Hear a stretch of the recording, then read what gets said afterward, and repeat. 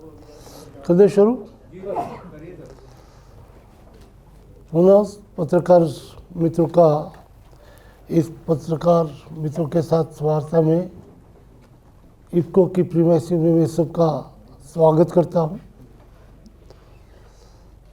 आज हमने भारत और दुनिया कृषि क्षेत्र में जिस तरह से इस मोड़ पे खड़ी है, इनसे सिर्फ भारत में ही नहीं दुनिया में सब चिंतित है। इसी स्थिति ने इफ्को ने पहल करके इफ्को की प्रोडक्ट को प्रचार प्रसार के लिए नहीं, प्रेस मीडिया के माध्यम से देश और दुनिया को जन जागृति के रूप में इफ्को ने कैसी पहल की है किसानों के हित में, और किसान जो उत्पादकता और उत्पादन की स्थिति में जो अन्न और खाद्य भंडार उत्पन्न करते हैं, इनको सुरक्षित रूप से आरोग्य को भी कैसे सुरक्षित किया जाए, किसानों को आर्थिक रूप से सुरक्षा, समृद्धि, सलामती देने के लिए माननीय प्रधानमंत्री ने अलग सहकारी मंत्रालय बना के सहकार से समृद्धि का जो नारा दिया है, और इनके माध्यम से प्रथम सहकारिता मंत्री माननीय अमित भाई शाह ने मॉडल बायोलॉज बना के हर पैक्स को अपने क्षेत्र में आर्थिक समृद्धि, सलामती, रोजगारी देने के लिए जो काम किया है, इसी स्थिति में इफ्को कोऑपरेटिव में क्या कर सकता है। इफ्को ने देश में जब लाल बहादुर शास्त्री के समय में अन्न विदेश से मंगवाना पड़ता था, पशु आहार में भी आज न चला है ऐसा अन्न जो आ रहा था, इसी टाइम देश की ज़रूरत थी, समाज की ज़रूरत थी, तो केमिकल फर्टिलाइज़र, यूरिया और बाकी के फर्टिलाइज़र को खेत खेत पे साइकिल पे बोरी लेके प्रसार प्रचार और किसानों को समझाया, और भारत अन्न के लिए विदेश पर जो आधार था, इनसे निकाल के लाल बहादुर शास्त्री के सूत्र जय जवान जय किसान, देश उत्पादन में सक्षम हुआ, उत्पादकता बढ़ी। लेकिन आज अब हमारी हेल्थ सुरक्षा कैसे रहे, केमिकल की वजह से जिस तरह से आज कैंसर और अन्य रोग बढ़ रहा है, इनमें कौन सुरक्षित कर सकता है।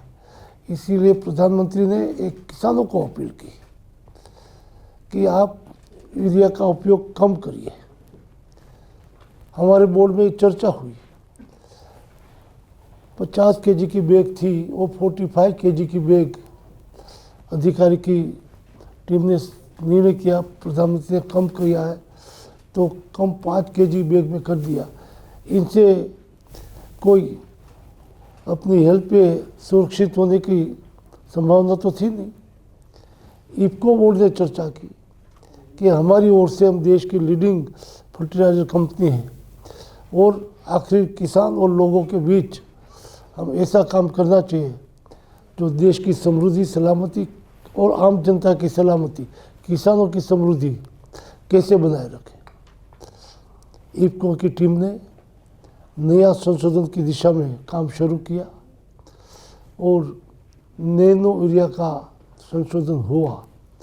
करीब 2-2.5 साल तक लगातार इन पर काम करने के बाद जब सफलता दिखाई दी, तब जो कलोल में पहला प्लांट लगा था, वहीं पे पूरे देश के किसान लीडर थे, प्रोग्रेसिव किसान थे, कश्मीर से लेके साउथ तक करीब 11 से ज़्यादा किसानों को बुलाया गया था। इन सबको प्रोडक्ट दी गई, उनका प्रयोग किया गया। 100% सफलता जब दिखाई दी, तब आईसीआर में मंजूरी के लिए जब अप्लाई किया, तभी 2-3 अलग अलग बनाने के लिए कहा गया कि भाई एक चौकस सीजन में ही बना है।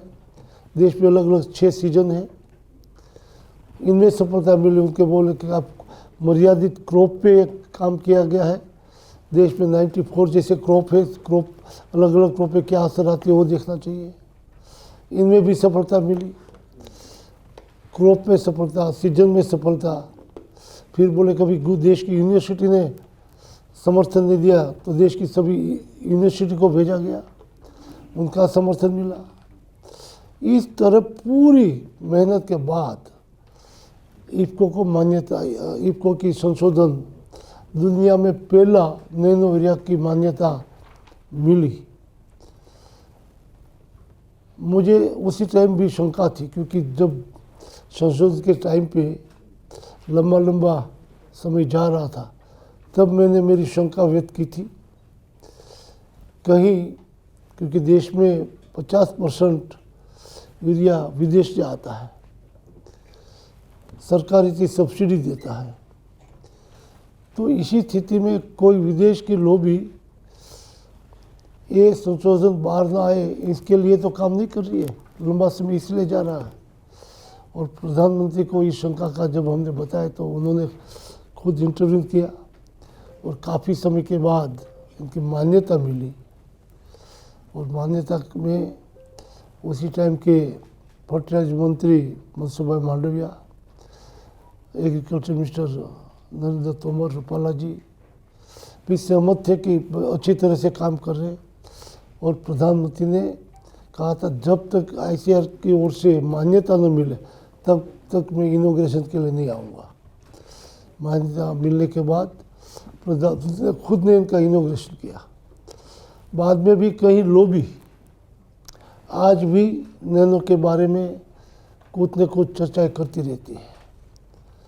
हमारे देश में यदि कोई नया संशोधन होता है तो स्वीकृत करना कई लॉबी को, कई लोगों को दिक्कत होती है। यदि यही संशोधन आउट ऑफ कंट्री से हो क्या आता तो उनके लिए लाइनें लग जाती। आज लाइनें लग रही है। एक वीक ऐसा नहीं गया होगा कहीं और देश से आके नैनो हमारे चाहिए, नैनो के लिए हमें MOU कीजिए, नैनो हमें ले जाना है। ये एक वीक में एक कोई देश आता है। करीब अभी तक 30-35 देशों में हमने नैनो बेचना शुरू कर दिया है। देखना वो है, यदि हम यहाँ देते तो $3 में देते हैं, विदेश में देते तो $5-6 में देते हैं, तो $5-6 में वो ले जाते हैं। यहाँ हमने आधी कीमत में दे रहे देश के लिए। फिर भी जो स्थिति है वो स्थिति को जन जागृति के रूप में, प्रसार प्रचार के लिए नहीं, इफ्को ने प्रसार प्रचार नहीं किया है तो भी इफ्को की ग्रोथ जिस तरह से हो रही है, आज हमारे MD KJ पटेल के नेतृत्व में पूरा डिपार्टमेंट जो काम कर रहा है और हर डिपार्टमेंट अपने अपने डिपार्टमेंट में जिस तरह से काम कर रहा है, मुझे कहते गौरव है कि इस बार रिकॉर्ड ब्रेक, आज तक इफ्को ने मुनाफा नहीं किया है। इतना मुनाफा 4000 करोड़ से ज़्यादा जो अभी तक नहीं हुआ वो मुनाफा हुआ है।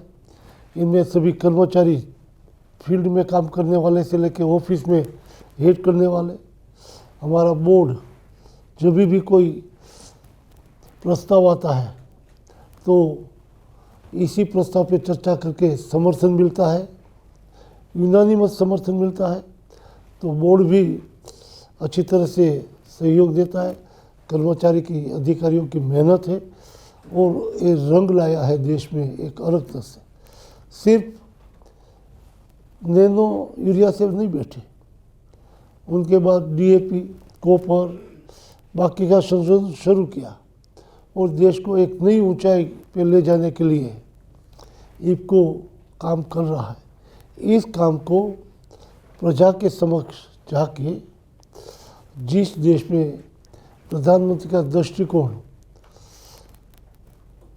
सहकार मंत्री का दृष्टिकोण, सहकार से समृद्धि, मेरे किसान की आय डबल करना, ये सोच जो है, इस सोच को सफल करने के लिए इफ्को ने अभियान उठाया है। जन जागरूक के मार्फत लोगों को जागरूक करके कि आप अपनी हेल्थ सुरक्षित रखने के लिए केमिकल युक्त खाद जहाँ उपयोग होता है, इनसे जो नुकसान हो रहा है, मैं विश्वास रखता हूँ कि नैनो से कंपेरेटिव जो अपनी ज़मीन खराब होती, ज़मीन खराब नहीं होगी, वायु प्रदूषण नहीं होगा, अपनी हेल्थ सुरक्षित रहेगी। इसी स्थिति में नैनो का उपयोग किया हुआ खाद या सब्जी या और कुछ भी उपयोग में लिया जाए। और किसानों को भी संदेश दे रहे हैं कि आप अपना खर्च कम करने के लिए, अपनी मेहनत कम करने के लिए और उत्पादन ज़्यादा लाने के लिए आज इफ्को लीड कर रहा है। और इस लीड के साथ आपकी सुरक्षा के लिए कर रहा है, किसानों के लिए, क्योंकि किसान की संस्था है, किसानों के लिए काम कर रही है। किसान समृद्ध कैसे हो, इनकी अलग अलग योजनाओं, अलग अलग डिपार्टमेंट से नया संशोधन लेके मदद करें। किसान सिर्फ आय के लिए नहीं सोचते। कोऑपरेटिव में सहकार में सोशल ऑब्लिगेशन, सामाजिक दायित्व था। जब भी कोई देश में आकस्मिक प्रसंग आ जाए तो इनमें पीछे नहीं रहती। अकाल हो या कोरोना जैसा परिस्थिति जब आई तो पूरे देश में हर यूनिट के माध्यम से, हर ऑफिस के माध्यम से कोरोना की सरकार की जो सूचनाएं थी या सुझाव था, ऐसी दवाई पहुंचाना, इनकी व्यवस्था करना। और प्रधानमंत्री ने जब बताया कि उनके लिए एक फंड एकत्रित करना है, उनके डिक्लेरेशन के बाद विदिन आवर्स इनको ने 25 करोड़ रुपया इनमें जमा करवाया। तो पब्लिक के लिए जो भी काम करना है, सिक्किम में बाढ़ आया तो तुरंत हमारी टीम इफ्को के वहाँ जाके वहाँ भी मदद की। कहीं भी किसी तरह की स्थिति होती है तो इफ्को समाज के साथ, देश के साथ, समस्या हल करने के साथ खड़ी रहती है। इसी तरह से आज जिस तरह से मोड़ आ रहा है युद्ध में, पूरे दुनिया में जो दिक्कतें आ रही, इसी स्थिति में भारत की स्थिति को मजबूत करने के लिए इफ्को की ओर से जन जागृति के लिए हमने पूरे देश में रथ के रूप में प्रसार प्रचार जन जागृति के लिए कर रहे हैं और आज हमने रवाना किया है। आप सब सही दिशा में इनको लेके देश के कोने कोने पे ये संदेश पहुंचा के जन जागृति हो। और जन जागृति के लिए इफ्को की प्रोडक्ट नैनो, चाहे यूरिया हो, चाहे डीएपी हो, चाहे कॉपर हो, कुछ भी इसी दिशा में उपयोग करने के लिए प्रेरित करें, यही अपेक्षा आपसे रखते हैं। धन्यवाद।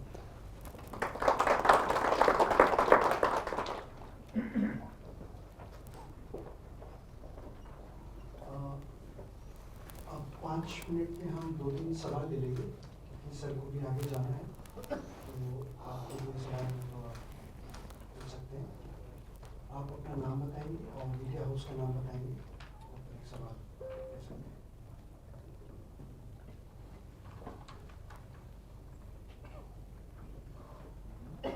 सर, वरुण एबीपी न्यूज से। सर, अभी फिलहाल क्या स्थिति है अगर हम स्टॉक की बात करें यूरिया की, और किस तरह से यूरोप एशिया की जितने भी समस्याएं हम देख रहे हैं, उसके बाद से सप्लाई चेन पे, मैन्युफैक्चरिंग पे क्या असर पड़ा है, और आज की स्थिति अगर हम देखें तो किस तरह है? आज की स्थिति में भी जो हमारे पास स्टॉक है वो लास्ट मोमेंट तक हमने हमारा काम चालू रखा। गैस की सप्लाई कम हुई तो हमने टेक्निकली हमारी अलग अलग जो फैक्ट्री है, सरकार के रिक्वेस्ट करके एक जगह पे 100% दे और एक फैक्ट्री में बंद कर दे तो उत्पादकता करने में कोई दिक्कत ना हो, इसी दिशा में काम कर रहे हैं। डीएपी में हमने लास्ट ईयर भी देखा था, पूरे देश की स्थिति जो उत्पादन करते थे डीएपी, 30% पहले इफ्को खुद अकेला करता था, 70% में पूरे देश की 30-35 कंपनी करती थी। जब इंटरनेशनल प्राइस बढ़ने लगा तो प्राइवेट कंपनी ने उत्पादन का जो था वो कम कर दिया, 20-25% तक साइज कर दिया। इनके, और हमने 100% से ज़्यादा शुरू किया।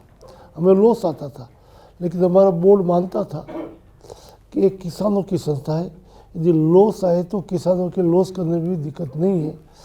70% अकेला इफ्को उत्पादन कर रहा था, 30% में पूरे देश की उल्टी स्थिति हो गई, लेकिन हमने काफ़ी लॉस किया।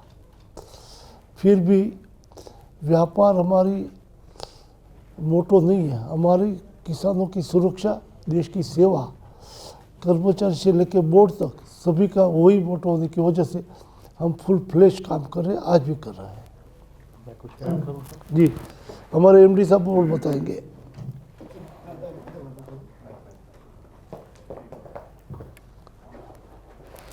मैं इफ्को की तरफ से एक और आपको कुछ ऐड करना चाहूँगा। जैसे कि हमारे अध्यक्ष महोदय जी ने बताया,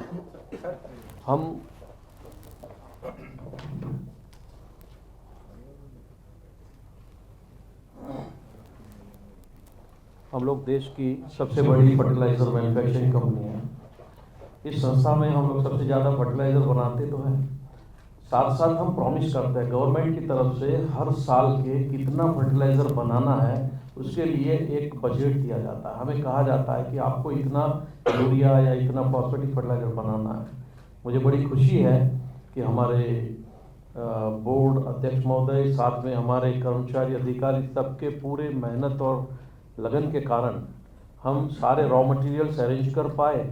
और पिछले वर्ष 31 मार्च तक जो सरकार की तरफ से हमें निर्देश हुआ था कि इतना फर्टिलाइज़र बनना है, जो टारगेटेड थे, वो सारे फर्टिलाइज़र्स हमने बनाए।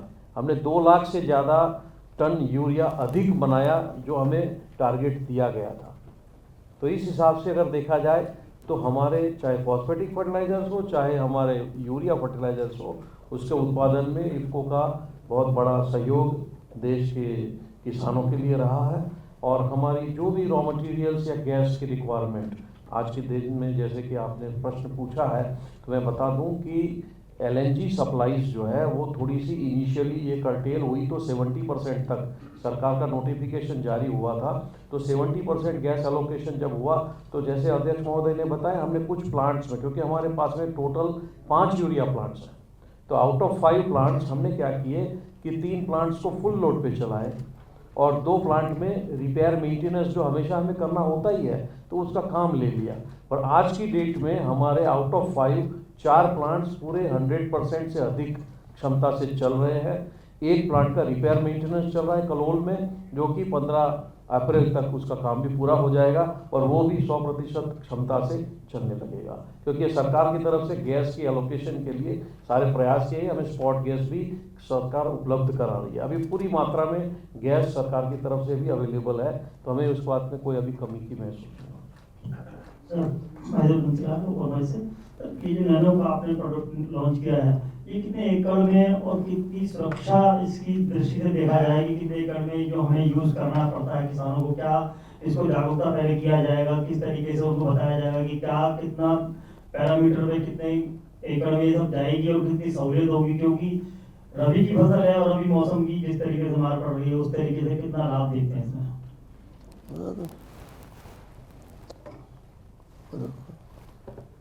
देखिए, नैनो फर्टिलाइजर का जहाँ तक सवाल है, तो इसकी कितनी मात्रा में इसका उपयोग करना चाहिए, कैसे करना चाहिए। नैनो एक टेक्निकल फर्टिलाइजर है, ये एक ऐसा फर्टिलाइजर है जो कि कॉन्सेंट्रेटेड है, उसको डाइल्यूट करना होता है। दूसरी बात, नैनो में नैनो DAP है, नैनो यूरिया है, नैनो NPK है, नैनो कॉपर है, नैनो जिंक है। तो नैनो DAP कहाँ कहाँ उपयोग होगा, उसका कैसे बीज संशोधन में भी उपयोग होता है, साथ साथ फर्टिलाइजर के तौर पे भी होता है। नैनो यूरिया एक फर्टिलाइजर के तौर पे उपयोग होता है। 1 एकड़ में 1 बॉटल एक समय में उपयोग करने से किसान का काम पूरा हो जाता है।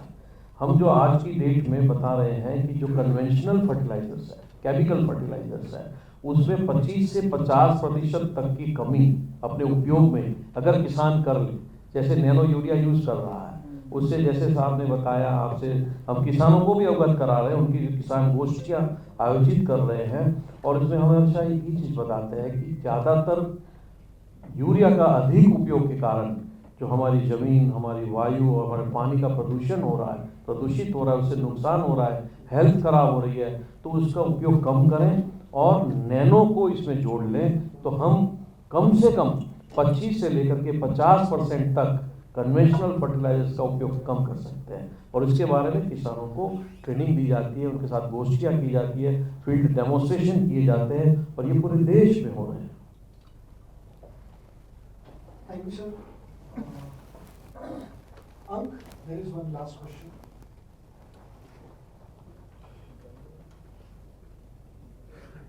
आप प्लीज अपना नाम और संस्थान का नाम बताएं। Sir Radhika here from Kabir fast. Sir question ये है कि डीएपी और यूरिया की जो परचेजिंग है वो लिमिटेड है, तो किसान सिर्फ 5 या 6 बैग्स ही बाय कर पाते हैं, तो ये कैसे मैनेज होगा, या ये इंक्रीज होगा या कैसे मैनेज होगा?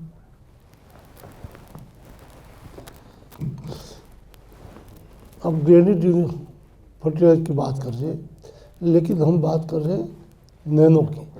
नैनो जितना चाहिए जहाँ भी चाहिए, क्योंकि हम विदेश में जब दे रहे हैं तो हमारे लिए देश प्रायोरिटी है। देश में जहाँ भी जितना भी ज़रूरत होगी हम पूरा कर सकते हैं। सर एक लास्ट क्वेश्चन, नैनो कैल्शियम कब लॉन्च होगा?